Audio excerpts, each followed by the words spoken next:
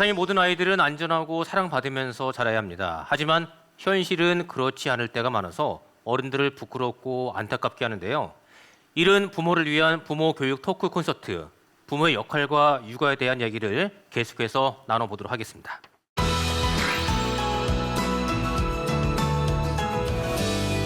자, 단계적으로 코로나가 일상을 좀 회복을 좀 하고 있지만 지난 2년간 코로나로 인해서 전 세계 모든 분들이 어렵고 힘들었습니다. 뭐니 해도 가장 힘든 거는 엄마라고 생각이 들거든요. 우리 새 아이 엄마, 이제 내 아이 엄마 될 우리 정주리 씨. 네네네. 많이 힘드셨죠? 많이 힘들었어요. 또 이제 얼마 전에 또 어린이집에서 확진자가 나와서 제가 또 이제 집에서 자가격리를 했는데 와 보통 아니더라고요. 아이 색깔 밥을 하루 세끼 다 챙겨 먹고 또 나름 간식도 줘야지 또 놀아줘야지 집에만 있으니까 애들도 나가고 싶어 놀이터 가고 싶어 근데 이게 또 애들이 뛰잖아요. 뛰는데 밑에 층간소음 나도 저희가 아파트거든요. 그러니까 뛰지 마 근데 이것도 너무 힘들고 우리 집하고 똑같아. 예, 저는 그때 많이 컸습니다. 그 이후로 저는 주말이 안 두려워졌어요. 2주를 겪고 나니까 주말 토요일 일요일쯤이야. 이렇게 돼도 큰 걸 겪고 나니까 근데 지금도 계속 너무 힘들죠. 저희 집사람들 설거지 끝나라면도 그래요. 또 밥 해야 되네. 예, 그만큼 엄마의 역할이 지금 큰데 우리 남상 씨 집에서 육아 많이 도와주고 있어요? 아유, 제가 도와줘 본들 얼마나 하겠습니까? 그래서 일부러 방송 많이 잡는다고 막 합니다. 예. 일부러 안 들어가려고 그러고. 아니 근데 저 나름대로 도와주는 게 대화를 많이 해주는 거. 네, 그거 최고예요. 네, 저희 아내도 그냥 하지 말라고 그래요. 나갔다 왔으니까 그냥 쉬라고 그러면 그냥 식탁에 앉아서 계속 아내는 일하더라도 계속 얘기해 주는 거. 그게 도와주는 건데. 아유, 아무튼 엄마들이 고생이 많더라고요. 많죠. 네. 그래도 이렇게 사랑스러운 아이가 있으니까 얼마나 행복하고 그럼요. 얼마나 웃음이 많이 나오겠어요. 네. 그런데 아이를 키우는 건 정말 힘든 건 다 알고는 있지만은 요즘 뉴스를 보면은 가장 많이 나오는 게 아동 폭력, 학대 사례 끊이지가 않아요. 예. 정의 사건도 그렇고. 저는 정말 너무 마음이 아파서 저도 입을 열기가 힘든 사건들이죠. 어린 생명들을 자기 가장 믿고 의지하는 사람에 의해서 다치거나 심지어 생명을 잃기도 하고 심지어 제가 요즘에 너무 마음이 아픈 것은 자해하고 자살을 하는 청소년들이 정말 병원에 입원을 많이 해요. 근데 그 아이들을 입원해서 치료를 해보면요. 정서적 학대, 방임, 신체적 학대를 안 겪은 아이는 하나도 없어요. 어쩌면 어린 시절에 발견되지 않고 치유되지 않은 학대의 상처는 결국 그 아이들이 청년 또 청소년이 되었을 때 이제 정말 끔찍한 정신적인 문제를 일으켜서 생을 마감할 수도 있는 것까지 이어지기 때문에 저는 참이 말하기도 떨리지만 지금 현재 그런 숫자가 너무 늘어나서 제 동료 소아정신과 의사들도 국가적 차원의 정책이 있어야 되지 않나라고 소리를 높이고 있습니다. 아동학대 당사자가 아니면 사실 모를 수도 있어요. 왜냐하면 그 몰래 이렇게 폭력을 항하고 학대하는 그런 부모도 있고 또 요즘은 뉴스에서 많이 보시겠지만은 어린이집에서도 또 유치원에서도 그런 일들이 발생 많이 하거든요. 네, 정인이 사건이 가장 최근에 정말 전 국민의 울분을 샀던 그런 일이었잖아요. 그리고 교수님께서 방금 말씀하셨듯이 아동학대가 정말 믿고 의지해야 될 친부모에서 가장 많이 발생한다 이런 얘기들이 많죠. 그래서 꽃으로도 때리지 말라 이런 얘기도 있고 하나하나 정말 최선을 다해서 정성을 다해서 키워야 될 부모가 학대의 주된 원인이 됐잖아요. 그래서 우리 불자님들도 보시면 우리가 부처님을 의지하고 기대잖아요. 그러면 자녀들도 가장 많이 기대고 하는 건 우리 부모님일 거라는 생각이 들거든요. 그래서 좀 유심히 바라보면서 주변에 어려운 상황들이 있으면 우리가 같이 아동 학대를 예방할 수 있도록 모두가 마음을 모아야 될 때라고 생각합니다. 네, 우리 소장님, 아동 학대가 어떻게 보면 또 가정 폭력에서 대물림되는 현상도 좀 있을 것 같거든요. 대물림이라는 것은 나의 원래 부모님, 원가족, 원부모님에서 경험했던 것을 내가 이제 부모가 됐을 때 자녀에게 그대로 일어나는 현상이잖아요. 이런 부분들을 사실 이제 가정 폭력을 겪었던 이제 부모가 된 사람들은 나는 저렇게 행동하지 말아야지 이런 생각을 상당히 많이 해요. 나도 똑같은 부모가 되겠다 이런 사람들은 없거든요. 그런데 내가 내 아이를 키우다가 어떤 순간에 얘가 말을 안 듣고 내가 생각했던 것에 벗어났을 때 욱하고 나오는 이 순간에 나의 부모가 나한테 했던 행동을 그대로 하는 이런 현상들이 있는 거예요. 이게 이제 대물림으로 되는 부분인데 그럴 때 많이 좌절하시는 부모님도 계시고, 근데 이제 이렇게 좌절이 되는 이유는 대물림을 끊고 싶다라는 것을 인식했다고 이게 끊어지는 건 아니더라고요. 대물림이라고 하는 부분은 우선 아는 거 이거 너무 중요하고 그 다음에 필요한 건 이걸 끊기 위한 나의 노력이 필요하더라고요. 내가 인식을 했으면 나는 어떤 식으로, 그러니까 이게 안 끊어지는 이유가 양육이 제일 힘든 건요. 내가 본대로밖에 할 수가 없어요. 그래서 나의 모델이 없다고요. 나의 또 다른 사람을 닮아서 하고 싶은데 어떻게 해야 될지를 몰라요. 이건 내가 굉장히 공부를 해야 되는 부분이지 내가 깨달았어. 이렇게 하지 말아야지. 이런 결단으로 되는 건 아니더라는 거예요. 그런 부분이 하나 있고 또 하나의 이 대물림 현상에서 어떤 모습이 있냐면 나의 부모는 나보다 더 지독한 사람이었어. 나의 부모는 나를 죽을 듯이 때렸지만 나는 얘를 죽을 듯이 때리지 않아. 그래서 나는 학대가 아니야. 그러니까 나는 폭력하지 않았어. 이렇게 생각하시는 부모님들도 꽤 본인이 있어요. 생각이잖아요. 예, 본인이 생각. 해. 왜냐면 나는 너무 심하게 강도를 당했기 때문에 그 강도에서 봤을 때 나는 죽을 듯하게 당했지만 나는 우리 애한테는 그렇게 안 했어. 그러신 부모님들도 꽤 많으세요. 제가 가정폭력과 관련된 상담을 했을 때 부모가 왔을 때 제일 먼저 하셨던 호소 중에 그런 말씀을 하시는 분들이 계시더라고요. 내가 뭐가 잘못했나요? 나는 우리 부모보다는 훨씬 마일드하게 나는 이 아이를 이해하려 했고 고쳐야 되잖아요. 그럼 이렇게 해야 되죠. 이렇게 말씀하시는 걸 보면서 정말 안타깝고 그런 경우들을 제가 많이 보게 됩니다. 네. 제가 그 몇 달 전에 이거 실제 제 사례인데 보통 이제 아파트 1층에 보면은 이제 엘리베이터 안에가 이 CCTV로 보이는 테레비가 있는데 엄마하고 아이가 내려오는데 안에서 아이를 막 때리는 거예요. 그 어린이집 가는 아이를 때리는데 내가 일제히 못 서 있겠더라고요. 그 장면 내가 봤으니까. 그래서 내가 밖에 나갔다 다시 들어왔어요. 들어오고 모른 척하고 안녕하세요 하고 갔던 적이 있거든요. 예? 그거 보면서 부모도 이런 상황에서 분명히 CCTV가 있는 거 알았을 텐데도 본인 감정을 억제를 못하고 이렇게 아이를 학대하는 경우를 보고 굉장히 놀랐는데 뭐 교수님도 아시겠지만 아동 학대 피해자들 많죠. 네. 사회적인 지원들 반드시 필요하다고 생각하는데 요즘 좀 어때요? 사실 우리의 지금 아동학대와 관련된 잠시 골치 아픈 얘기를 좀 드릴게요. 네. 법안을 생각을 해보시면 법이 왜 중요하냐면 처벌을 하기 위한 어떤 기준이 되기도 하지만 실은 그 법안에 맞추어서 예산이 배정되고 또 지원을 해주는 근거가 되기도 합니다. 아동학대 같은 경우는 2014년 이전까지만 하더라도 아동복지법에 어떻게 보면 학대를 위한 뭐 대충 그냥 들어가 있어 갖고 학대 아이들을 제대로 치유하고 가해 부모들을 교육시키는 쪽에 실은 제대로 된 예산 배정이 힘들었습니다. 그러다가 2014년도에 아동학대 처벌에 관한 특례법 만들어져서 드디어 때리면 그 현장에서 부모를 이렇게 분리해서 아이를 수사할 수 있는 정도까지는 겨우 만들었어요. 그걸로 인하여 2014년 이후로는 아동학대 신고 건수는 증가했습니다. 그런데 아동학대는 부모를 가해자를 처벌한다고 해서 될 문제가 아니고 아까 저는 그 이영민 선생님 말씀이 너무 공감을 한 게 부모도 어릴 때 우리 부모보다 내가 덜 팼는데 하는 분들이세요.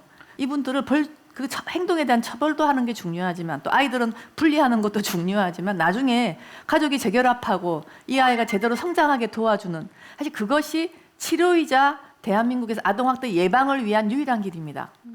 피해 가족을 잘 지원하는 것이 그다음 이 아이들이 다 자랐을 때 학대를 안 하는 사람이 되는데 이런 부분은 법도 없고요. 대한민국에 처벌법만 있지 아동학대 예방 및 지원에 관한 법 없습니다.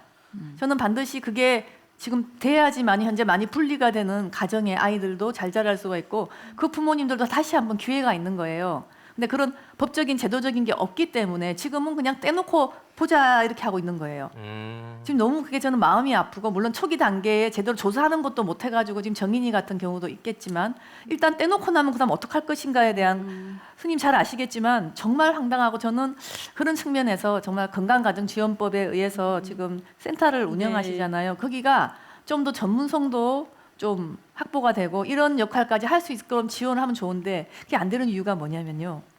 아동학대 이 관련된 거 지원은 보건복지부가 하고요. 네. 건강가정지원에 대한 법은 여성가족부가 합니다. 그러니까 우리는 그렇군요. 예. 부서가 따로 되면은 예산도 따로 법도 따로 이래갖고 둘이 합쳐지지 않아요. 근데 피해 가족은 똑같은 사람들이에요. 그래서 우리가 언제까지나 부서 간 칸막이를 가지고 가정폭력은 여기 아동학대는 여기 언제까지 이런 서로 식의 밀지 말고. 굉장히 후진적인 측면의 행정입니다. 그래서 이제 좀 이따 대선도 다가오는데 저는 이 후진적인 측면의 피해자 지원에 대한 부분을 어찌하면 통합을 해서 법적으로 제도적으로 합쳐서 한 가정이라도 한 아이라도 제대로 해줄 것인가 하는데 방점을 주는 우리 정인이를 정말 사랑하고 그거 너무 안타깝다면은 그 뒤에 제대로 법 만드는지 제도 만드는지 부처간 칸막이 안 하는지 예산을 얼마 지원하는지 참고로 우리가 일본에 비해서 아동학대 지원 예산이 70분의 1입니다. 그래요? 제가 2016년에 마지막 계산한 게 그 정도고요. 우리는 일본보다 GDP가 3배밖에 안 적어요. 아동학대 예산은 70분의 1입니다. 그래놓고는 아이가 하나 잘못되고 나면 아우 잘못합니다. 그건 뭐합니까? 제대로 된 예산을 마련해야 되는데 이게 계속 이렇게 쳇바퀴 도는 것 중에 큰 부분이 저는 이 정책의 미비점이 굉장히 크다고 생각합니다.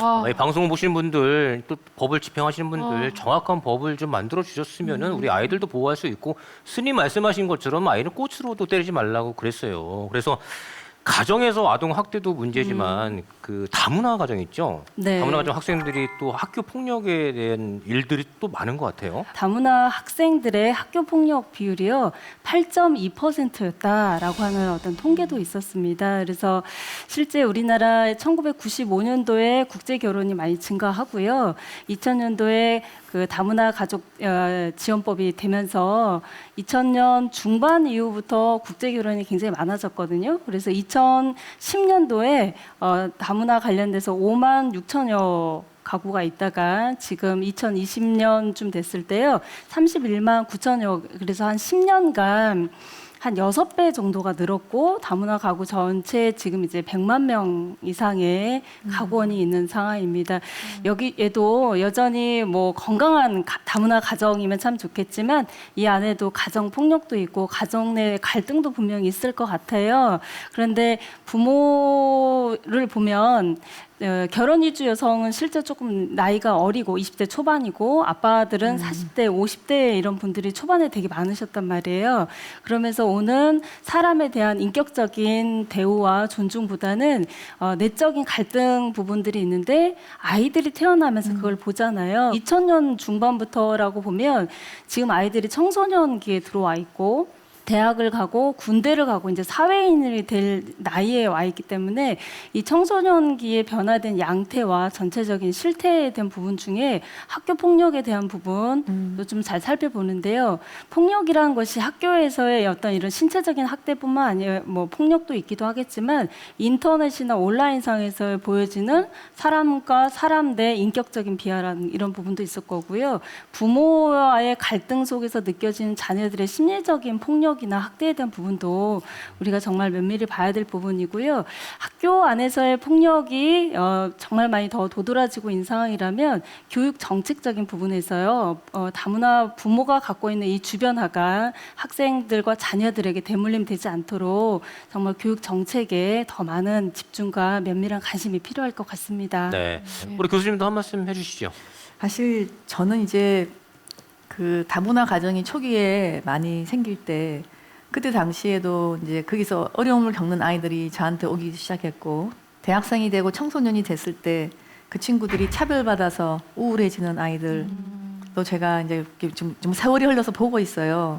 그랬을 때 저는 특별히 이 가족들이 뭐 남다른 문제를 갖는 거는 아니라고 생각하고요. 단지 항상 진료를 하면서 제일 어려웠던 게 이분들이 정말 지원 시스템이 약하세요. 예를 들면 어머니가 한국말이 잘 안 되시고 이러니까 네. 제가 어떻게 심리 치료를 이렇게 시키려고 그래도 한국말이 이게 엄마하고 소통이 안 되니까 어머니 이렇게 해주세요. 그러면은 못 알아듣고도 네 그러고 오셔갖고 그걸 안 고치신다든지. 그래서 저는 뭔가 이럴 때 누가 자기 말을 좀 이해해 주시는 분들한테 특히 이런 교육을 좀 이 어머니한테 해주면 좋겠는데 제가 책을 써도 한국말로 돼 있잖아요. 그래서 사회적 지원이 너무 부족해서 제가 치료에 정말 진도를 내려고 그래도 그게 효과가 별로 없는 경우가 꽤 많았고요. 그다음에 또 가족 내 어려움 때문에 친구들이 또 이제 얘를 이렇게 자꾸 놀려 먹거나 따돌릴 때 이제 다른 아이들이 같이 놀아주면 되는데 또 그것도 생각보다 우리나라 아이들이 아직은 다르게 생기면은 선뜻 나가지를 못해요. 그러니까 얘들은 이래도 저래도 외로운 외톨이 인생처럼 혼자서 생각하고 혼자 게임하다 보니까 게임 중독되고 이런 식으로 해서 뭔가 치료를 한 다음에 딴 사람을 붙여주려고 그래도 그 지원 체계가 없는 게 저도 너무 마음이 아파서 정신과 의사들이 그래서 그래요. 아, 이런 아이들은 우리도 참 절망한다. 기껏 치료해서 해다도 누가 얘들을 받아줄 수 있는 우리 사회 내에 지역 사회가 없기 때문에 친구가 없기 때문에 이 아이들은 또다시 외로움의 고통으로 또 병원에 오게 된다. 네. 이거를 막는 방법은 다문화 지원 자체를 그런 사회적인 어떤 활동과 함께 지원할 수 있도록 뭐 특단의 조처를 취해야지 아니면 얘네들이 갖는 이 문제가 어떻게 해결이 될 것인가라고 정신과 의사들도 굉장히 고민을 많이 하는 거라서 스님께서 하시는 그런 운동에 저는 전문가들과 함께 꼭 동참을 하는 그런 제도를 마련해야 되지 않을까 생각. 제가 정말 보내고 싶은 우리 고객들도 많으세요. 네네. 아동 폭력도 문제고 또 다문화 가정에 대한 폭력도 문제지만 또 뭐 남상희 씨 아시겠지 우리 학교 다닐 때 보면은 선생님들이 꼭 사랑의 매라고 해서 꼭 들어요. 한 대도 안 맞으셨습니다. 네? 아니 학교에서는 좀 많이 맞았어요. 모범생이어서 아니 얼굴이 많이 맞은 얼굴이에요.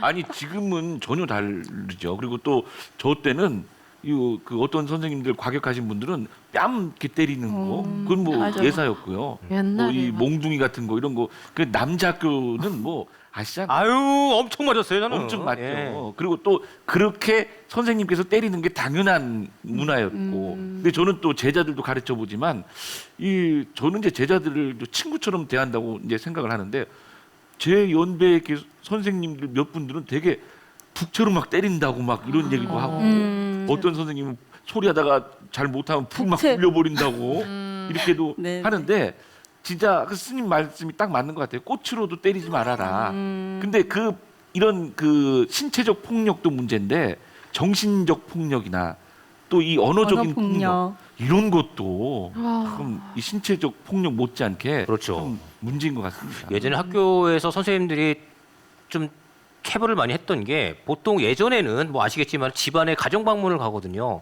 그래 그 어머니 아버님도 꼭 하시는 말씀이 있어요. 많이 때려주세요. 맞아. 많이 때려주세요. 정말 때려요. 이게 사람의 매력 하지만 사실 이게 네. 폭력이거든요, 교수님. 안 그래도 요즘에는 아이들이 신고를 합니다. 그래. 정말 학교 선생님이 때린다고 초등학교 고학년부터 중학생들 신고가 늘어나요. 과거에는 없던 현상들이에요. 그러니까 아이들이 그만큼 우리보다는 또 다른 측면에서 그런 폭력의 문화를 바라보고 있기 때문에 조심하셔야 됩니다. 네. 그리고 사실 우리 어릴 때 선생님들이나 부모님들께 항상 하시는 말씀이 때리면서 내가 다 너 잘 되라고 그렇죠, 때린다. 그렇죠, 그렇죠. 예. 나쁜 버릇은 조기에 고쳐줘야 된다.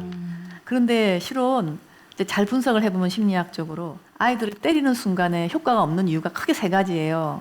첫 번째가 기분이 너무 나빠지기 때문에 자기가 스스로 생각을 해서 내 생각이 뭐가 잘못된다고 생각을 할 수 있는 여유가 없어져요.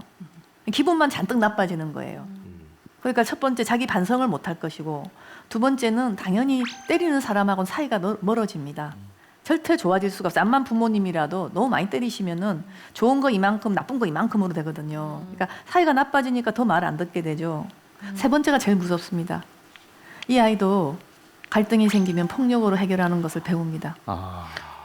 딴 친구가 뭐 마음에 안 들거나 그렇게 하면 욱 하고 이게 나오는 게 결국 본인이 갈등이 생겼을 때 어른들이 해결해 준 방법이 때리거나 욕하는 거기 때문에 너무 급하게 아이가 위험한 행동을 할 때는 이렇게 확 잡아가지고 빠른 시간 내에 그 위험에서 구해내는 거는 도움이 될 수 있으나 그거조차도 너무 무섭지 않게 하는 게 좋거든요. 그래서 결국 때려서 욕해서 아이가 버릇이 잘 되는 것은 절대로 그렇지 않습니다. 보통 친구들하고 얘기할 때 그런 친구 꼭 있어요. 뭐 대화를 하다가 마음에 안 들면은 무의식적으로 에이 맞을래? 그러지. 이거 올라오는 친구들이 있어요. 무의식적으로 때리진 않겠지만 어. 이게 부모한테 폭력을 당한 친구들이 그대로 받아들여서 그렇죠. 그렇다고 몽개 예. 모방인 거. 그런 게 있다고 하더라고요. 네. 이게 이제 폭력자하고의 동일시라고 부릅니다. 네. 아니 그럼 근데 애들이 그러면은 잘못하면 어떻게 해야 돼? 솔직히 우리 옛날에는 저도 첫째 때는 못 모르니까 화가 나니까 말은 또 귀여워. 궁디팡팡이라고 알죠? 네. 그냥 이렇게 엉덩이 기저귀니까 안 아플 거고 궁디팡 안돼 그리고 이 말도 언어 폭력이었더라고요. 도깨비가 잡아간다. 그러면 도깨비 온다. 망태 할아버지 온다. 그러니까 이것도 정서적인 학대라고 하더라고요. 그럼요, 그러니까 그럼요. 그런 거를 저도 이제 계속 듣고 나서 셋째 때는 전혀 안 해요. 근데 첫째, 둘째 때는 못 모르고 했어요.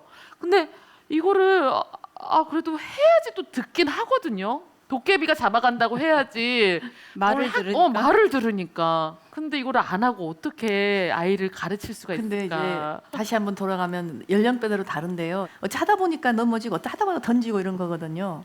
그랬을 때 저는 유아기 때도 의도적으로 물건을 던지거나 의도성을 가지고 엄마를 꼬집거나 요거는 분명히 잘못된 행동이잖아요. 네네. 그러면 처음 시작할 때 안 돼라고 얘기하셔야 돼요. 안 돼. 안 되고 예를 들면 꼬집었다 그러면은 그냥 안 돼가 아니고 아 엄마 너무 아파. 아 표현. 왜냐면 공감을 통해서 아이가 자기 행동을 저지할 수 있는 게 제일 첫 번째예요. 그래, 아프다 이렇게 좀 과장하라 그래요. 나 잘못한 게 나도 한번 너 꼬집어 볼까 그러니까 이랬는데 그게 이제 이렇게 차라리 처음에는 너무 아파 호해줘 이렇게 해서 아이가 자기 잘못한 거를 이렇게 사과할 수 있도록 하되 그럼에도 불구하고 아이들은 계속 신났다고 던지고 기분 나쁘면 팍 이렇게 하잖아요. 그랬을 때 또 그렇게 기분 나쁘게 하면 위험하고 엄마 기분 나쁘니까 엄마 벌 줄 거야. 그래가지고 아이들을 왜 생각하는 의자에 앉히거나 네. 또 저희 우리 아이들이 이상하게 그 의자에 앉아 있으면 엄마를 걷어차기 때문에 제가 요 손들기를 시켜요 이렇게 벽 보고요. 딱 보는 앞에서 어. 벽 안 봐도 돼 무서워하더라고요 아이들이. 그러니까 엄마 딱 보는 상황에서 10번 하나 둘 이렇게 그런 식으로 안 때리고도 이렇게 벌 세워서 딱 엄마 쳐다보고 있으면 그 사이엔 제재를 하면서 하잖아요. 근데 애들이 이렇게 내리려고 그래. 다시 이렇게 이제 맞아 귀에 붙여. 그래서 서로 웃겨서 서로 웃겨요. 그래가지고 맞아. 하고 이제 하고 나서는 다시 시켜요. 반드시 뭐 잘못했지 말되면 안 때려요. 이제는 이걸 반드시 시켜야 돼요. 그럼에도 불구하고 보통 한 10번 정도 이거 반복해야지 아이들이 그 행동은 안 하게 되거든요. 그러니까 어릴 때부터 규칙에 의해서 정확한 벌칙을 때리지 않는 방법으로 하고 점점 나이가 들수록 이제 어떻게 되냐면 좀 더 세분화되거든요. 동생 놀려먹지 않기, 동생 때리면 안 되겠어. 근데 너무 많으면 아이들이 안 지키니까 저는 딱 두 가지만 주로 많이 시켜요. 그러니까 폭력적이라서 위험한 거. 그러니까 의도적으로 남을 공격하는 거, 욕으로. 그 두 가지는 아직은 폭력이잖아요. 그러니까 폭력에 대한 거만 엄청 처벌을 하지 저는 어릴 때 아이들 거짓말 은근히 하거든요. 근데 한 7세까지는 사실 아이들이 아직 인지 능력도 부족하고 욕망이 강하기 때문에 살짝 거짓말했다 금방 또 실수하고 막 그래. 근데 거짓말까지 아이를 이런 식으로 하면은 너무 하루 종일 돌아다니면서 벌만 줘야 되거든요. 그거는 좋지 않으니까 폭력성과 의도적인 언어적인 폭력만 먼저 처음에 잡기 시작하고. 그러니까 우리 집은 누구나 다 먼저 때렸다 하면 그건 확실히 이게 벌 써야 돼요. 네. 동생하고 분명히 놀다 보면은 먼저 때리게 되는 아이는 누가 먼저 때려서부터 저는 물으니까. 그 다음에 이제 장난감을 사줄 때는 뺐으면 싸우니까 똑같은 거 항상 두 개 사줘요. 그럼에도 불구하고 뺐으면 그거는 분명히 이제 공격이거든요. 근데 하나밖에 안 사줘 놓고 서로 갖겠다고 아이들이 싸우는 거는 사실 공격이 아니에요. 그럼 부모가 잘못한 거죠. 그래서 두개 저는 사줘야죠. 똑같은 색깔로. 비싸잖아요. 그렇죠. 비싸서 그래요. 아니 그러니까 비싸. 똑같은 색깔로. 똑같은 색깔로. 그리고 가급적이면 싼 걸로 유도하는 방법이 있으니까 비싼 데 안 가면 당땡마켓에서 돼요. 팔아요. 아, 싸게 갖고 올 수 있어요. 그래서 당땡. 그 두 가지를 해가지고 일단 싸운 소지를 줄인 다음에 폭력성에 대한 부분은 규칙을 정해서 벌을 이렇게 확실히 쓰게 한다. 계속 반복해서 그러면 아이들을 안 때리고도 유지가 벌은 돼요. 괜찮아요. 손들기 하는 거. 그렇죠. 때리는 것보다 훨씬 나아요. 때리는 그다음에 거. 투명 의자는 투명 의자. 그게 생각하는 의자. 머리. 점점 그거는 조금 아파요. 운동. 고통이 이거 많이 한 수반되지 중학생, 않은 거. 고등학생 때 시켜야지. 막. 정주리 씨 아이들은 고난의 연속이네요. 예. 아들이니까. 자 우리 소장님 어른들이 흔히 하는 착각 가운데 하나가 아이들이 어려서 어른 말을 이해 못하겠지라는 생각을 좀 많이 하나요? 어릴 때는 그냥 막 해도 된다고 생각하시는 부모님들이 계시더라고요. 얘가 못 알아듣겠지. 아주 영아기 때. 그래서 이렇게 했는데 어느 순간부터 얘가 말귀가 통하니까 그때부터 조심했어요. 이러신 경우들도 있더라고요. 근데 아이들의 우리 발달에서도 보면 아이들이 눈보다 귀가 먼저 발달해요. 태어나자마자 엄마 목소리 알잖아요. 태교에서부터 부모들의 목소리를 듣고 태어나요. 그래서 항상 아이들의 귀는 열려 있고 어떻게 말을 하는지는 배웁니다. 그래서 말은 항상 조심하셔야 되고 그 잘못하는 부분은 반드시 가르쳐야 돼요. 그러니까 어떤 그걸 저절로 알 수는 없다고 저희는 보고요. 그래서 훈육이라는 건 분명히 필요한데 그 훈육하는 방법은 점점 어려워졌죠. 이게 사랑의 매래도 있을 땐 저도 참 이렇게 또 아이가 이거 매래도 들으면 움찔이라도 했는데 그게 없어지니까 상당히 어렵다는 생각을 저도 했는데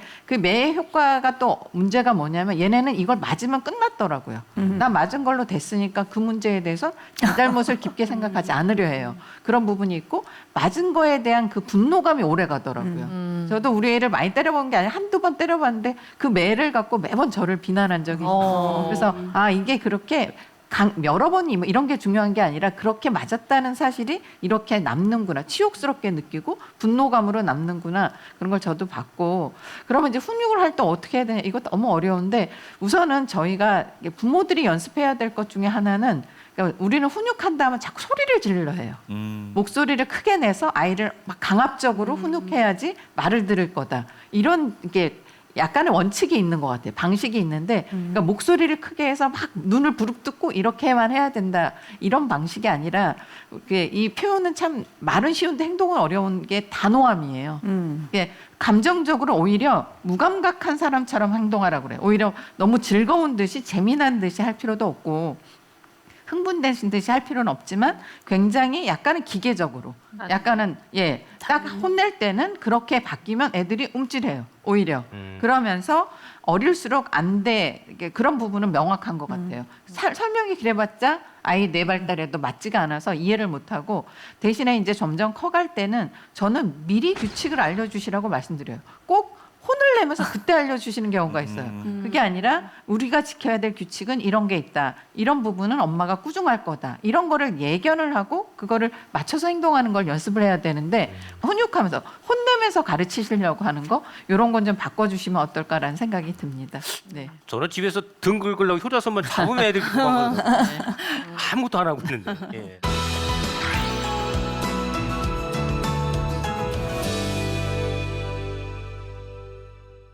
다 아시겠지만 아이를 키우면서 부모의 역할도 중요하잖아요. 세상에 뭐 내 맘대로 되는 거는 없어요. 부모의 역할이 그만큼 중요할 텐데 우리 이영민 소장님 부모 역할을 하기 위해서의 뭐 어떤 연습이 좀 필요할까요?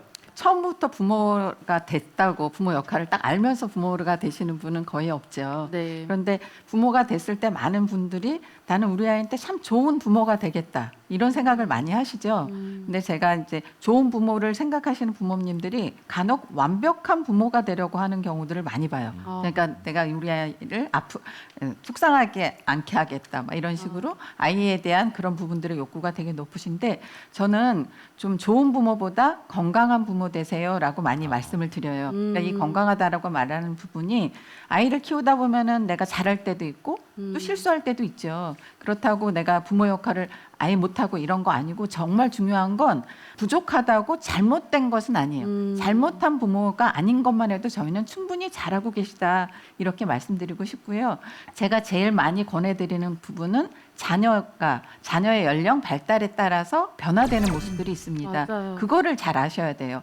영아기, 유아 전기, 유아 후기, 아동기 그리고 요즘은 초등학교 고학년이 그냥 아동기가 아니죠. 초기 사춘기, 그다음에 청소년기 이때의 모습들이 사실은 각각이 다 달라요. 네네. 그런 부분들은 공부를 하셔야 되는 거예요. 우리 아이가 이때는 어떤 발달을 하고 있고 잘 가고 있나 나는 그때 부모로서의 어떤 역할을 해야 되는지 이런 부분들을 고민하고 같이 찾아가는 연습 이건 굉장히 필요합니다. 그리고 마지막으로 부모 역할에서 항상 생각하실 것은 아이가 딱 태어나면 아이가 너무 이뻐요. 그리고 아이랑 나는 혼연일체 같아요. 사실 그런 마음이 많이 들지만 아이랑 나도 별개의 인격적인 존재죠. 제가 많이 강조하는 부분 중에 또 하나는 부모와 자녀의 선이 있다 이런 부분을 알려드립니다. 자녀도 나름의 자아를 갖고 성장하죠. 분리를 해가는 부분이 있고 그래서 아이의 개별성 이런 부분도 잘 존중해주면서 아이와 부모의 상호 의존성 이런 부분도 잘 키워가는 거 이런 부분들을 고민해 가시면 훌륭한 부모 역할들을 하나씩 배워가시면서 잘 이행하실 거라고 믿어집니다. 네. 아이와 부모의 선이 있어야 된다. 네. 근데 그게 사실 지킨다는 게 쉽지가 않거든요. 네. 그리고 이제 아이가 어리면 어릴수록 뭐 남상희 씨는 지금 아까 그런 얘기 했잖아요. 아이하고 대화가 안 된다. 말이 안 통하죠. 지금 안 되는 게 정상이에요. 그런 거죠. 그럼요, 7개월인데. 맞아요. 예. 근데 다행이네. 우리가 아이가 어리면 어릴수록 그 아이 존중을 좀 해줘야 되는데 이게 쉽지가 않거든요. 맞아요. 예. 뭐 솔직한 얘기로 네. 잔소리 많이 하시죠. 안 할 수가 없죠. 안 할 수가 없는데. 잠깐 뜸을 들이시네요. 예. 아니, 근데 이 잔소리가 저도 이제 7살, 5살, 3살이에요. 근데 애들이 또 이 나이대마다도 다 다르지만 이 아이가 가지고 있는 기질이라고 하잖아요. 이 아이들의 성격도 다 달라요. 그러니까 저도 여기에 맞게 어떻게 혼내야 되는지 어떻게 육아를 해야 되는지 저는 아직도 그거를 모르겠거든요. 그러다 보니까 저도 제가 좀 자신이 없는 부분들이 많아요. 그래서 혼내는 거를 잔소리하는 거를 좀 자신 있게 못하는 것 같기도 해요. 그래서 애들이 저를 우습게 봐. 어머나. 아마 그 있잖아요. 막 너 왜 이렇게 어질렀어? 이거 좀 치워. 그러면 나 힘들어. 엄마가 치워. 그냥 이렇게 해요. 아 나도 힘들어. 그러니까 아 나도 힘들어. 나도 허리 아파. 막 애들도 막 이러고 이거 다 버린다. 그러니까 옛날에 엄마들이 꼭 장난감 안 치면 내가 이거 다 버린다 이렇게 하잖아요. 저도 그걸 똑같이 하긴 하더라고요. 좀 어디서 들은 건 있어가지고. 아 그럼 그때서야 좀 억지로 좀 치우는 신용은 하는데. 아 모르겠어요. 지금 제가 하는 것도 잘하고 있는지도 모르겠어요. 저도 그 둘째한테 그 장난감 치우라고 얘기를 하면은 꼭 저한테 그런 얘기를 해요. 아빠는 잔소리꾼이야? 아. 잔소리쟁이야? 7살인데 교수님 7살 사춘기 아니죠 아직은요? 하지만 제 1사춘기 같은 게 약간 옵니다. 아 그래요. 예. 예. 그러면 우리 잔소리하는 부모들 봤을 때 어떤 생각 좀 하세요? 현실은 이제 당장 이걸 시켜야 되냐 말아야 되냐. 음. 왜 할만한데 작년에는 했는데 왜 안 하느냐. 어. 이렇게 고민이 되기 시작하고 네네네네. 점점 나도 화가 나니까 감정적인 발언을 내뱉었다가 또 미안하다 했다가 이게 혼란스럽잖아요. 그랬을 때 저 이제 나름대로 특히 이제 아이들의 심리 발달을 이해하시려면 뇌 발달을 이해하셔야 돼요. 아우 머리야. 아. 너무 복잡하시죠?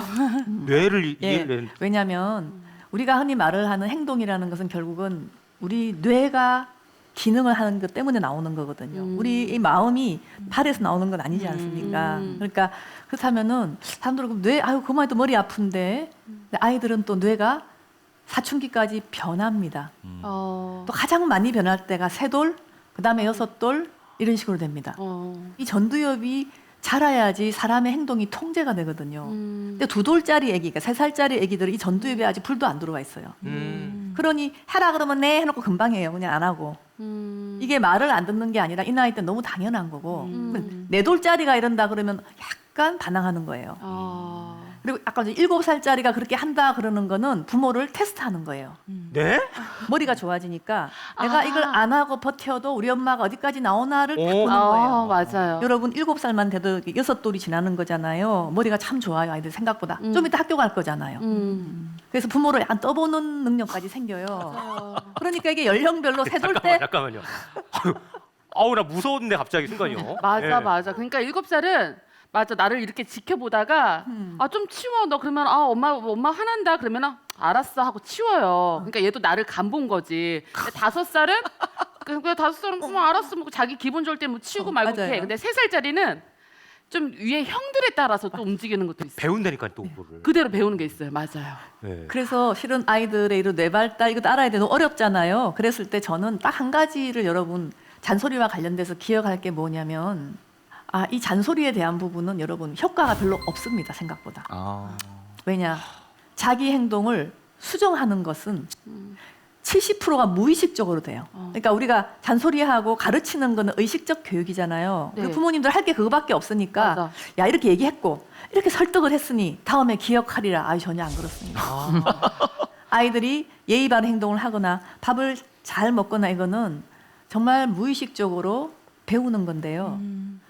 걱정할 게 하나도 없어요. 그럼 애들은 누구 따라하느냐? 딱 부모 따라해요. 그러니까 부모님이 평소에 약간 통제를 잘하시고 그러시면은 아이는 그때로서는 안 해. 그러놓고는 분명히 다 하게 돼 있어. 부모 따라해요. 그래서 저는 일종의 이제 그게 무의식적 동일시인데요.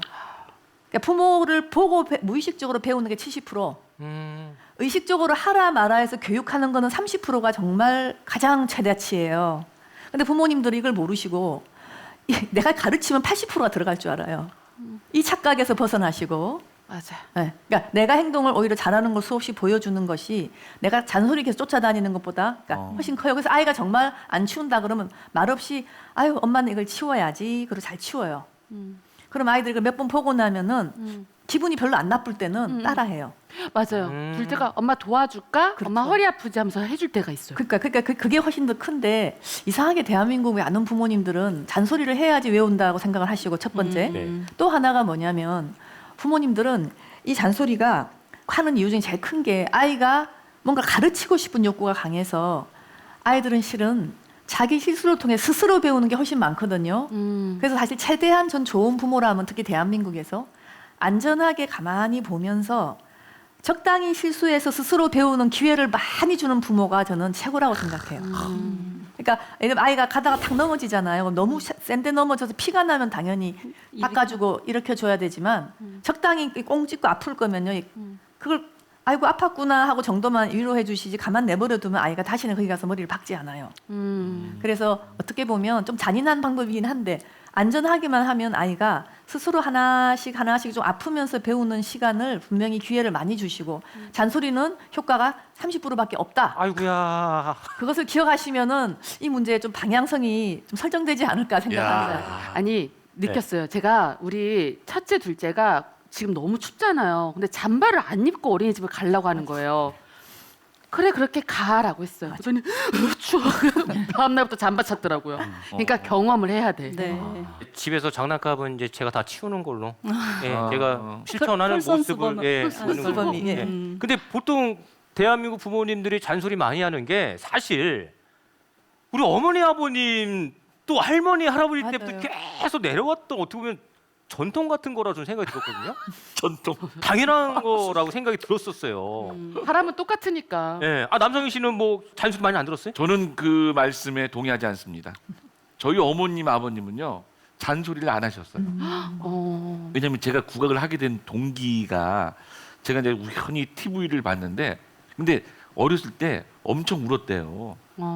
그 엄청 운 정도가 도를 지나쳐서 저희 어머님이 얘가 어디가 아픈가 해서 병원을 데려가서 머리부터 발끝까지 다 검사를 해볼 정도로 근데 아무 이상이 없다고 그러고 근데 계속 우는데 저희 어머님도 그렇지만 저희 아버님이 그냥 냅둬라 울게 냅둬라 그래서 심지어는 저희 아버님이 지금은 없어졌지만 카세트 테이프 있잖아요 네. 그걸 녹음을 딱 틀어놓으셔요 그러면 90분짜리 테이프 앞뒤로 계속 울음소리를 녹음하실 정도로 계속 울어요 애기가 근데 어머님은 애가 타시죠 근데 아버님은 그냥 냅둬봐라. 근데 계속 울어요. 그런데 우연히 한 3살 무렵에 TV에 국악 프로그램이 나오는데 네네. 거기에 조상현 선생님께서 판소리를 하시는 걸 우연히 제가 보고는 울음을 그치고 막 좋아하더래요. 오. 아. 그래서 저희 아버님이 아 얘는 저걸 좋아하는구나. 그래서 자꾸 그때부터 들려주신 거예요. 국악을 판소리를. 들려줘. 와. 그러면서 자연스럽게 우와. 판소리를 시작을 한 거예요. 그러면 그 어릴 때부터 득음을 하신 거네요. 아, 득음은 아닌데 네, 소리를 이제 알고 뭐 보니께서. 우리 큰분들께서는 전생에 너는 소리를 했던 사람이다. 그런데 그 인연을 아버님이 잘 맺어주신 거다고 맞아. 말씀을 하시는데, 근데 그때부터 저는 이 진로나 이 전공에 대한 고민 없이 지금까지 살고 있잖아요. 그러면서 자연스럽게 어머님, 아버님도 잔소리 한 번 저한테 해주신 적 없고, 그리고 야 이놈 이렇게 좀 뭐 욕도 하시잖아요. 네. 절대 한 번 저 욕 먹은 적 없고 맞아본 적이 없어요. 그러면은 우리 딸이 네. 뭐 5살, 6살, 7살 됐었을 때 네. 우리 남상희 씨가 생각했던 것보다 정반대로 행동을 한다면 네. 잔소리 안 하시겠습니까? 하죠. 하죠. 왜냐하면 저는 저희 어머님 아버님이 아니니까. 그치. 저는 진짜 지금도 항상 하는 얘기가 제일 존경하는 분이 저희 어머님 아버님. 진짜 저는 어머님 아버님 생각만 하면 너무 감사하고 그리고 항상 그 저희가 삼형제인데요. 저희 형은 지금 경찰 공무원이고 여동생은 은행 다니고 있는데 항상 어머님 아버님께서 잔소리 안 해요. 저뿐만 아니라 나는 너희를 믿는다. 믿는다. 믿는다. 네. 그러니까 어렸을 때부터 제 또래들 보면 뭐 이 자습서 산다고 1,000원인데 2,000원이라고 얘기해서 1,000원은 지가 먹고 1,000원 주고 사서 이렇게 하는 애들 보면 저희는 이해가 안 갔어요. 안 해보셨어요? 네. 이해가 안 갔다니까요. 그런 친구들이. 왜냐면 부모님께 엄마 나 뭐 먹고 싶은데 사주세요 하면 사주시고 뭐 하고 싶은데 좀 해주세요 하면 해주시고 그러니까 당연히 어머님 아버님은 저를 응원해주고 저희도 당연히 어머님 아버님이 시키는 대로 그렇게 맞아요. 그래서 저는 좀 이해가 안 갔죠. 그러면 부모님들께서 남상희 씨의 어떤 선택을 존중해주고 또 믿음을 주셨기 때문에 네. 이렇게 잘 본인 선택했던 거를 길을 오신 거네요. 그 저는 진짜로 복 받은 사람 중에 하나인데 제가 그 저희 딸 아이가 뭐 아까 말씀하신 것처럼 뭐 4살, 5살 됐을 때 그렇게 할 수 있을까?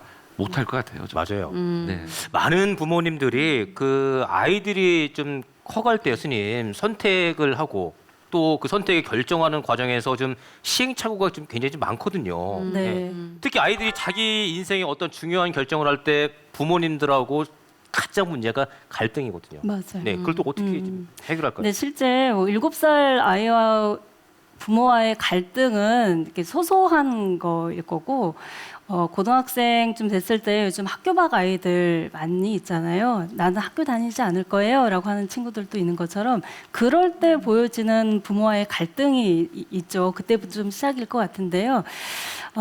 저 같은 경우에도 저도 사실 부모님과 좀 갈등이 있었거든요. 그 네, 어떤 갈등은 갈등이에요? 출가였습니다. 네.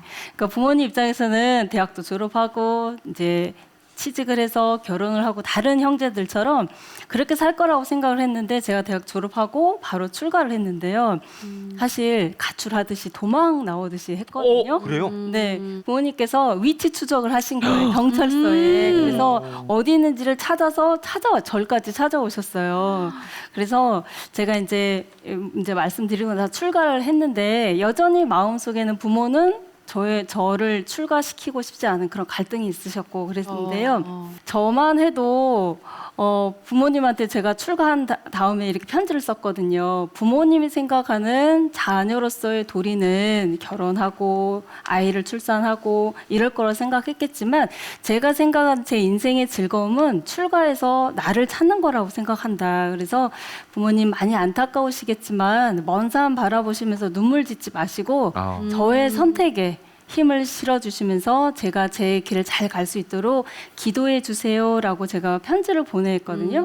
그리고 나서 이제 행자 교육을 마치고 딱 나왔는데 저는 아직도 마음속에는 약간 도망 나온 사람의 위축된 마음이 있었는데요. 행자 교육을 딱 나왔는데 이 꽃다발을 들고 있는 부모님들이 자기 자녀가 스님 된 거를 너무 축하해주는 모습을 봤어요. 그래서 저하고는 너무 다른 모습의 이걸 보면서 누군가의 선택에 부모가 지지를 해주고 있는지 아니면 부모와의 갈등 관계에 있는지 굉장히 중요한 일이었었어요. 그래서 부모님께 저의 선택을 좀 인정해주고 지지해 주세요라고 말씀드렸거든요. 그러니까 그 이후에 부모님 태도가 좀 많이 바뀌셨었어요. 그래서 아마 살면서 저같이 나이 들어서 부모하고 만들어진 갈등도 있겠지만 애들 키우는 과정 속에 이런 갈등도 부모님들에게는 큰 일이지 않을까 싶습니다. 보통 자녀가 나는 커서 뭐가 될 겁니다라고 통보하는 네. 경우도 많고 네네. 아니면 부모하고 상의하는 경우도 참 많은데 남상희 씨는 만약에 우리 이쁜 7개월 따님께서 나중에 네. 어떤 직업 선택을 할 때 네. 잔소리를 안 하시는 우리 아빠한테 의견 안 물어본다면 어떻게 하실 겁니까? 존중을 해주시겠어요? 글쎄 이제 지금은 그 상황이 안 돼봤으니까 이제 제 예상인데 존중을 할 것 같습니다. 왜냐하면 저도 저희 그 어머님 아버님께 보고 배운 게 있잖아요.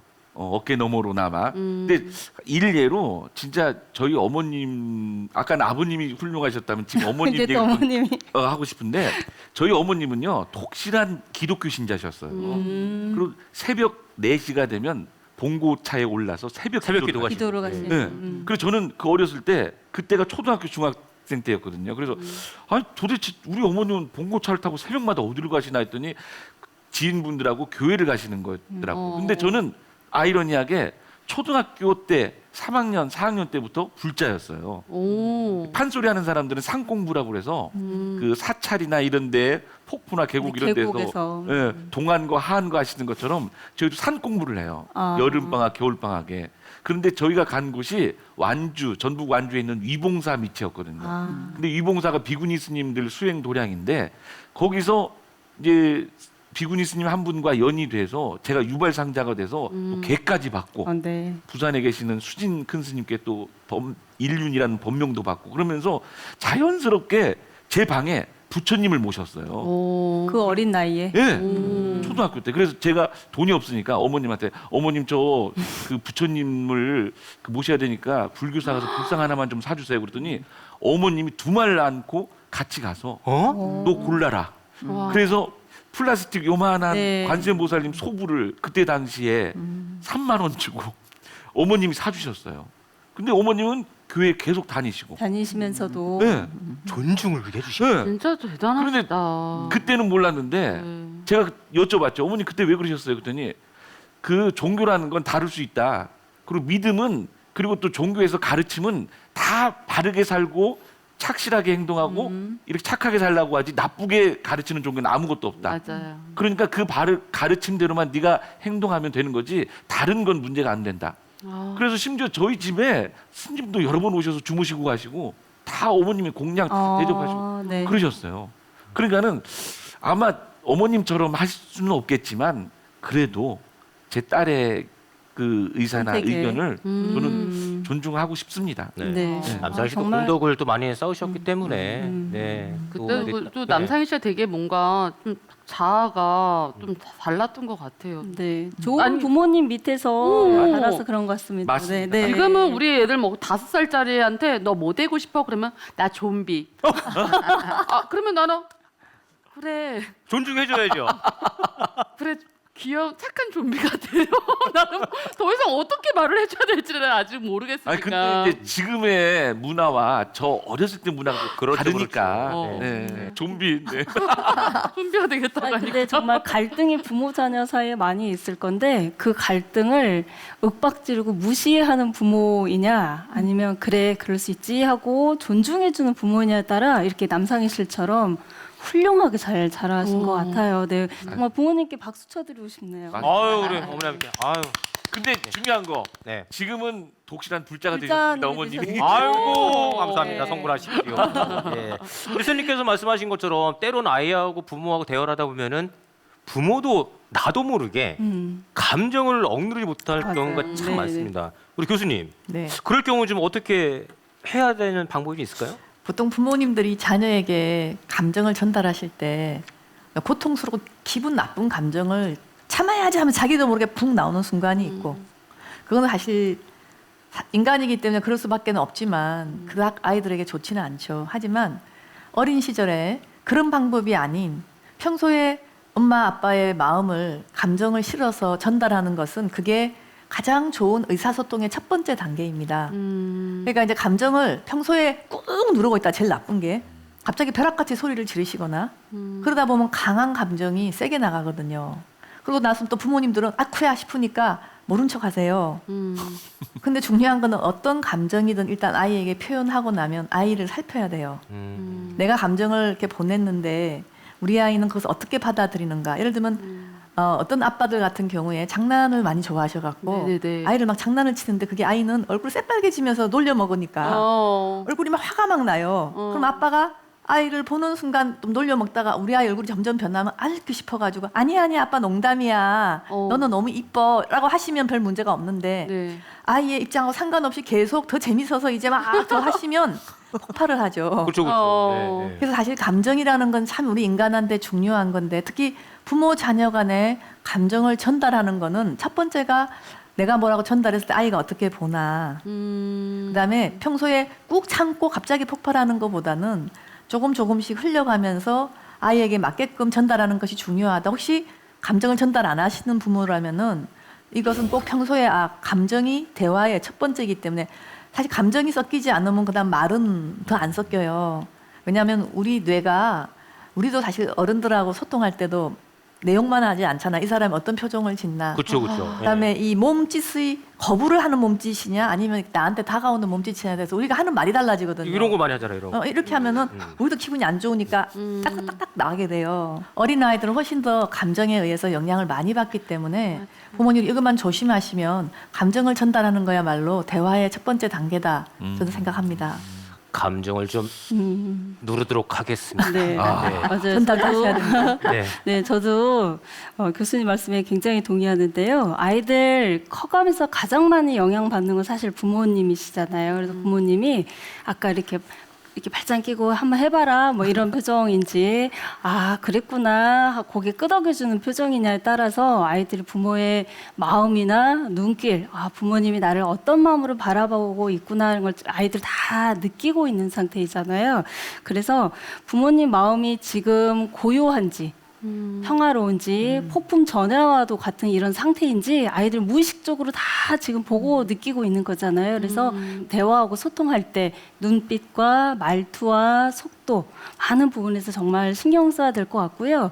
부모님들의 정말 왔다 갔다 하는 어떤 성격적인 부분들이 있을 때 아이들 그런 거 굉장히 혼란스러워하면서도 그걸 배워가고 있는 거거든요. 그래서 아까 교수님 말씀처럼 말을 할 때 정말 이렇게 계속 쌓여 있기보다는 말랑말랑한 상태일 때는 모든 게 다 용서가 되지만 맞아. 빵빵하게 차오른 분노나 이런 상태에서는 사실 수용하기 좀 많이 어렵기 때문에 그거를 부모님들이 평상시에 감정 조절이라든가 아니면 뭐 본인의 어떤 상태, 마음 상태 잘 챙겨봐야 되는 게 굉장히 중요한 일일 것 같습니다. 저는 그 집에 딱 들어가면요. 우리 8살, 7살 두 아이가 아빠가 없으면 게임을 할 수가 있어요. 근데 엄마하고 이제 어떤 약속은 돼 있어요. 1시간만 해, 꺼 하면 딱 끄는데 아빠는 이제 그걸 모르잖아요. 네. 내가 현관문을 딱 열고 아이하고 저 둘이 딱 마주치면 애들이 표정이 싹 굳어요. 못하게 하겠지. 아직 20분 남았는데 뭐 그렇죠. 이런 상황인데. 또 이걸로 또 잔소리를 하겠지. 라는 표정이 제가 보여요. 보이니까는 어느 날부터인가 내가 미리 진짜 전화를 하고 들어가요. 나 도착 20분이야? 10분이야? 그러면 이제 그 사이에 뭔가가 싹 네, 정리가 돼 있는 거예요. 네. 네. 이것도 나쁜 건가요? 약간 아이들한테는 이게 학습이 되는 상황이 되면 긴장감이란 게 있잖아요. 네. 그래서 좀 아빠가 들어갈 때 이렇게 딱 들어갔을 때 아빠 왔으니까 빨리 꺼야지 이런 분위기보다는 아빠가 들어가면서 이렇게 먼저 말해주시면 안 돼요?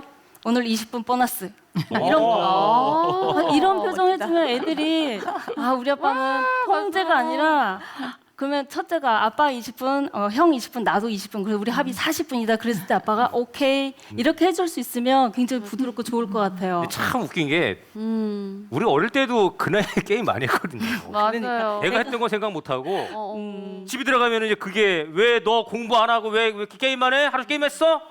그럼 애들이 싹 굳는 거예요. 지금은 아버님이 이렇게 들어오지만 좀 있으면 애들이 전화하죠. 아빠 몇 시에 올 거야?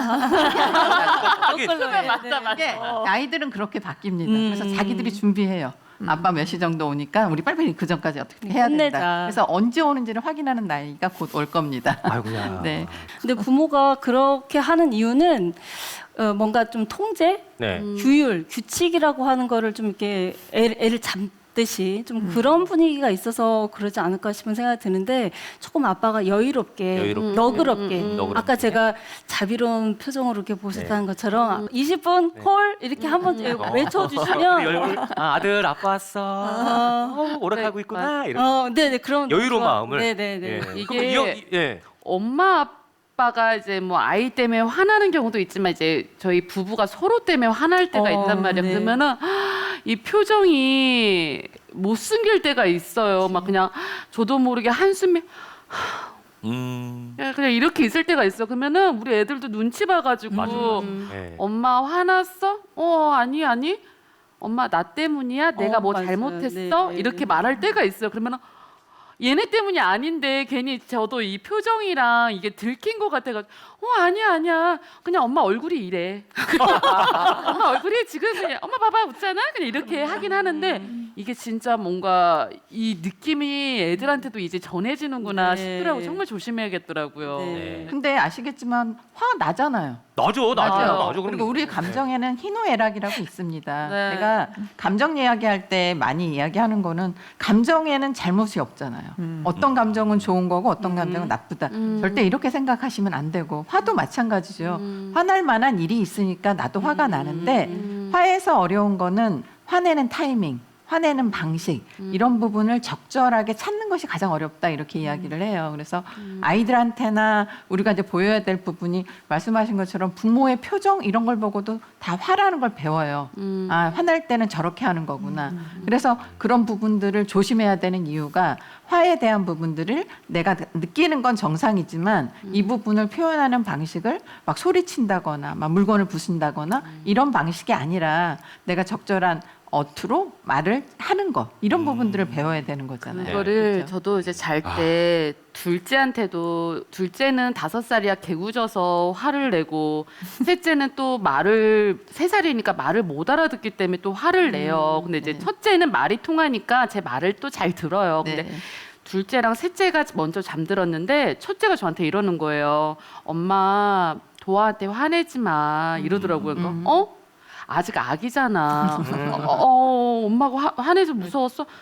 난 엄마가 좋은데 또 도아 언니한테도 화내지 마.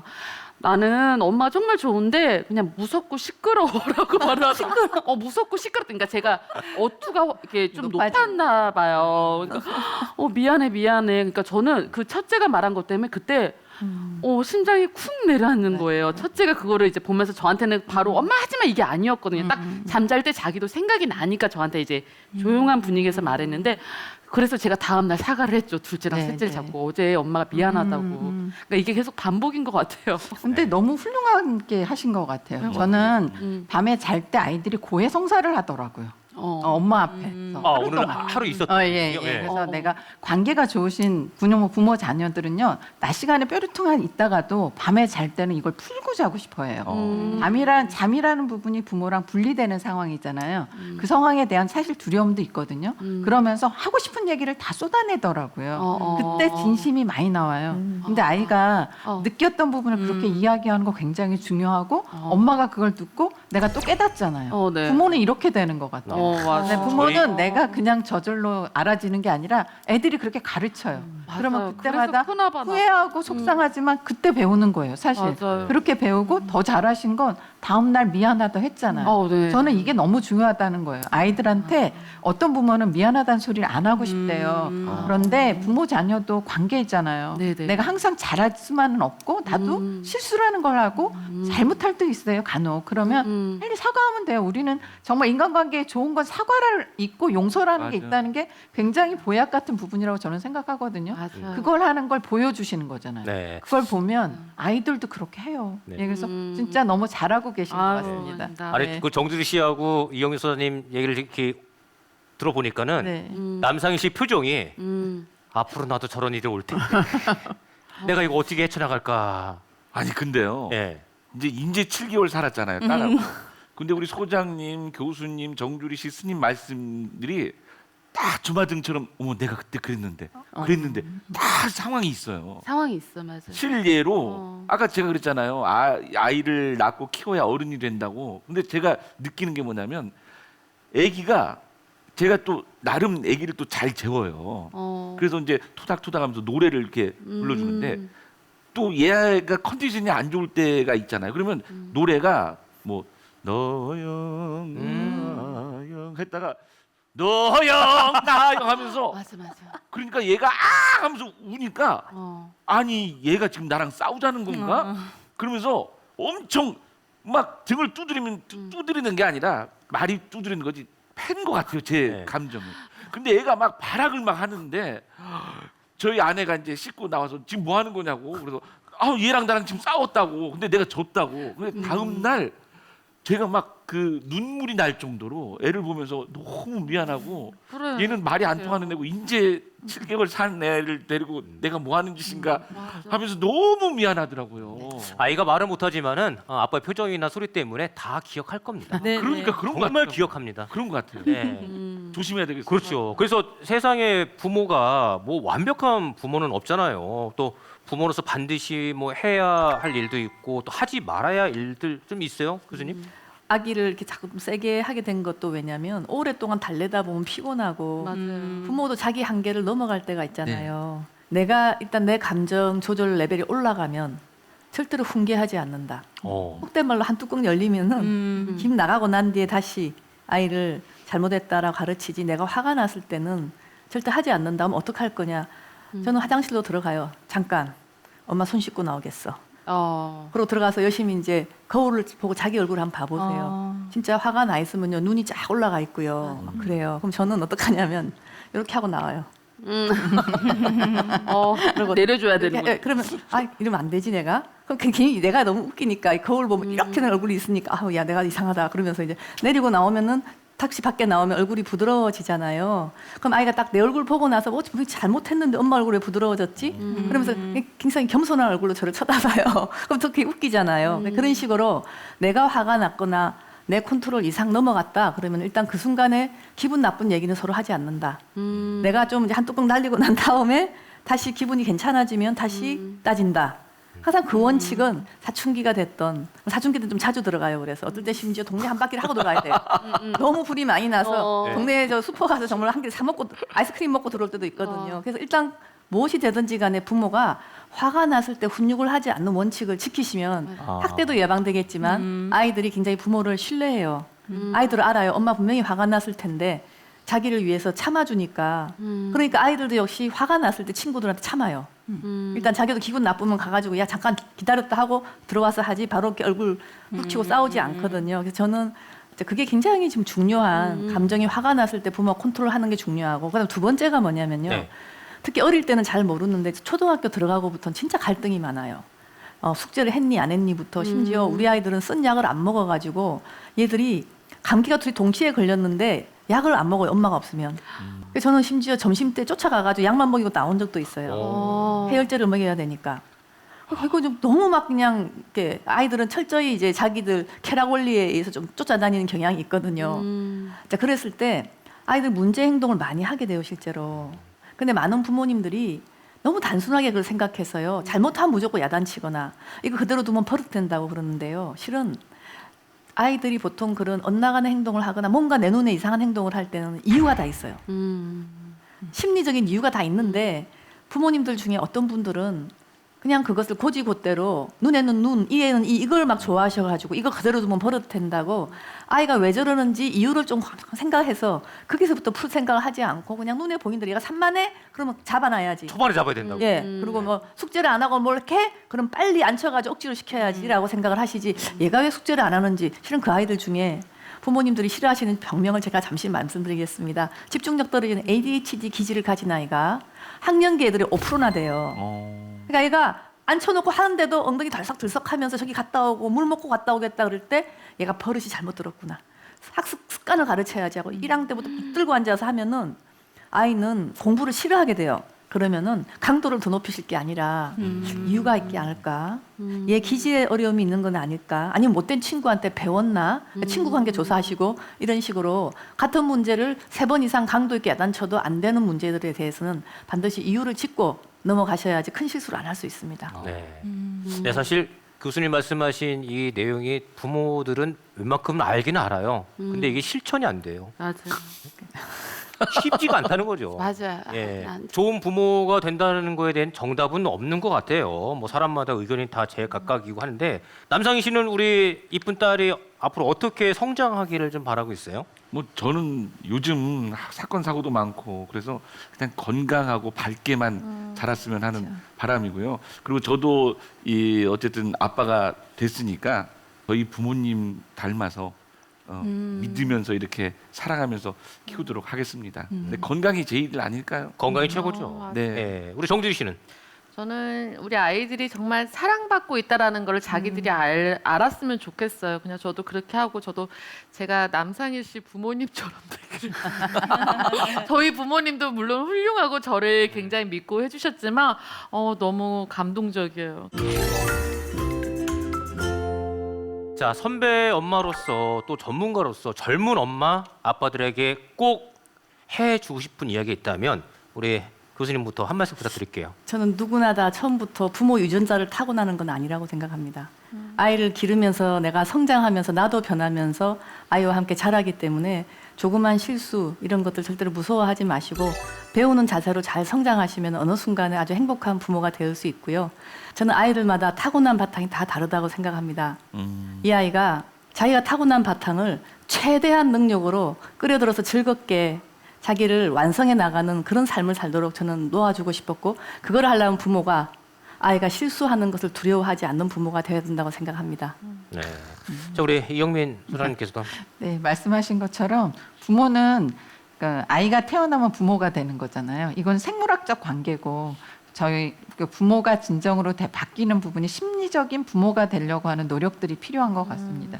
이거는 그냥 되는 것 같지는 않고요. 아이를 키우면서 경험을 통해서도 배우고 그 아이와의 관계에서 내가 아까도 처음에 말씀하신 수많은 내가 발견돼요. 이게 부모를 성장시키기도 하지만 부모를 고뇌하게도 하고 굉장히 괴롭게 하는 부분인데 그걸 통해서 나도 다시 돌아보면서 아이도 어떻게 키워가야 되는지를 배울 수 있다 이렇게 생각이 듭니다. 그래서 부모로서 많이 실수하고 저도 한 번도 자녀랑 싸우지 않고 즐거웠다. 절대 그렇게 말할 수 없거든요. 아무리 전문가라 해도 그 안에는 시행착오가 있고 실수도 있고 실패도 있습니다. 그러면서도 관계를 만들어가는 것처럼 모든 부모들도 시작하는 것에 두려워하지 말고 배워가면서 할 수 있다. 대신에 내가 가만히 있어도 부모가 되는 건 아니에요. 그 점을 말씀드리고 부모에도 품성이라는 게 필요하더라고요. 몇 가지가 필요하나 이렇게 봤을 때 따뜻한 마음, 이런 부드러운 태도들을 아이들은 너무 많이 원하고요. 또 하나는 어떻게든지 잘 이겨내주고 견뎌주는 강인함이 필요하더라고요. 부모가 강해야지 아이들이 어떤 어려움에 있어서 울타리가 되는 부모에 대한 의지 이런 부분으로 의지도 하면서 결국 도전도 해서 자율성을 갖고 바깥으로 나가는 모습이 되더라고요. 그래서 여러 가지 부분이 있지만 이런 부분들을 말씀드리고 싶습니다. 네. 마지막으로 우리 수행자로서 스님께서도 한 말씀 좀 부탁 좀 드릴게요. 정말 지중한 인연으로 만들어진 것이 부모와 자녀와의 관계라고 저는 봐요. 그래서 내가 못했던 어떤 일에 대한 보상 그런 존재로서 보는 게 아니라 정말 완전한 정스럽고 공들인 그런 나의 자녀가 독립 잘 할 수 있는 그런 존재로 성장할 수 있도록 부모는 지켜봐주고 또 격려해주는 존재라고 생각이 듭니다. 자녀들이 부모님한테 꼭 듣고 싶고 제일 듣고 싶은 말이 뭔가라고 물어봤더니 너가 어떤 결정을 하거나 어떤 선택을 하더라도 나는 너의 선택을 믿고 존중해 라고 해주는 그 말이 자녀들이 부모님께 꼭 듣고 싶은 말이라고 하는 어떤 이야기를 들은 적이 있는데요. 부모님들께서 힘들고 어려우시더라도 조금 더 참고 경청해 주시면 우리 자녀들 잘 클 수 있을 것 같아요. 애들 키우면서 정말 억장이 무너질 때도 있고요. 눈물 쏟을 때도 있고 그러실 텐데요. 그때마다 이렇게 두 손 합장하시고 내 마음 어지럽고 힘들고 괴로울 때 나무 간세음 보살 하시면서 한 번 더 부처님 가르침 찾으시면서 기도할 수 있는 그런 정진의 힘 가지신 우리 불자님들, 우리 불자 부모님들 되셨으면 좋겠습니다. 아이에게 무엇이 결여되어 있는지를 보는 게 아니라 아이에게 무엇이 있는지를 찾아내는 것이 부모의 역할이라고 했는데요. 아이의 마음을 잘 살피고 아이의 이야기에 귀를 기울인다면 좋은 부모가 될 수 있을 거라고 생각이 듭니다. 이른 부모를 위한 부모 교육 토크 콘서트 남창희의 3호곡 정해드리면서 오늘 순서 여기서 마무리하겠습니다. 함께해 주신 모든 분들 진심으로 고맙습니다.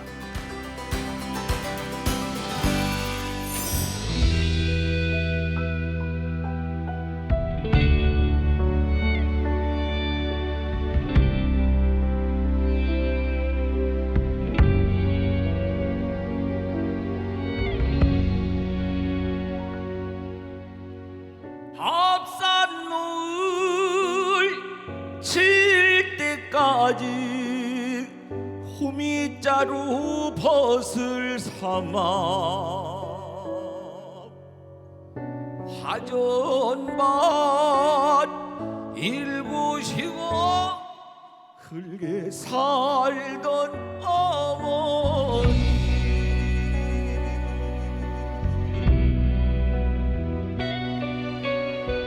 남에 찌든 삼배적삼 기어입고 사르시다 소쩍 새우름 따라 하늘 가신 어머니 그 모습 그리워서 이 한밤을 지셉니다.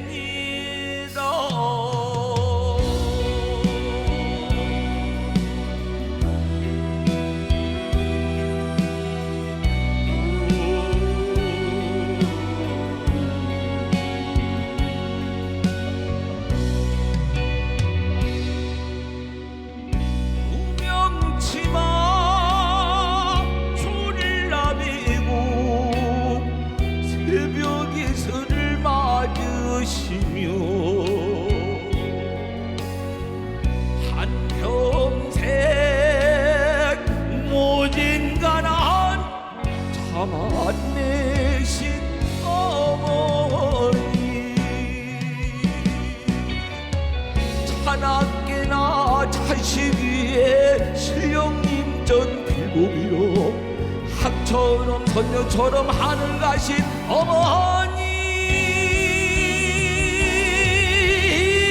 이제는 눈물을 말고 그 무엇을